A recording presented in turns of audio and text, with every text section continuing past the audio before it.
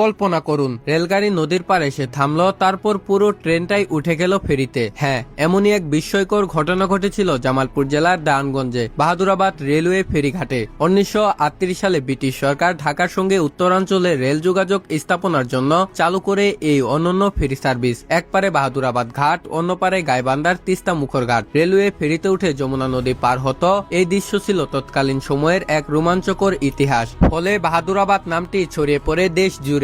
বাহাদুরাবাদ নামের পেছনে আছে এক চমকপ্রদ ইতিহাস। 1957 সালের সিপাহী বিদ্রোহের সময় শেষ মুঘল সম্রাট বাহাদুর শাহ জাফরের প্রতি শ্রদ্ধা জানিয়ে এ নামকরণ করা হয়। পরবর্তী সময়ে তিস্তা এক্সপ্রেস ও একতা এক্সপ্রেস ট্রেন এই রুটে চলাচল করত, যা উত্তরবঙ্গ ও ঢাকাকে যুক্ত করেছিল। কিন্তু 1988 সালের ভয়াবহ বন্যা আর নদীর নাব্যতা সংকটের কারণে ফেরি সার্ভিস স্থানান্তরিত হয় গাইবান্ধার বালাসী ঘাটে। অবশেষে 2005 সালে বন্ধ হয়ে যায় এই ঐতিহাসিক ফেরি সার্ভিস। আজও বাহাদুরাবাদ ঘাট নীরবে দাঁড়িয়ে আছে, বয়ে বেড়াচ্ছে হারানো গৌরবের স্মৃতি। বাংলাদেশের একমাত্র রেলওয়ে ফেরিঘাট হিসেবে চিরস্মরণীয় হয়ে আছে বাহাদুরাবাদ ফেরিঘাট, যেটি কালের বিবর্তনে এখনো দাঁড়িয়ে আছে সেই ভঙ্গুর অবস্থায়।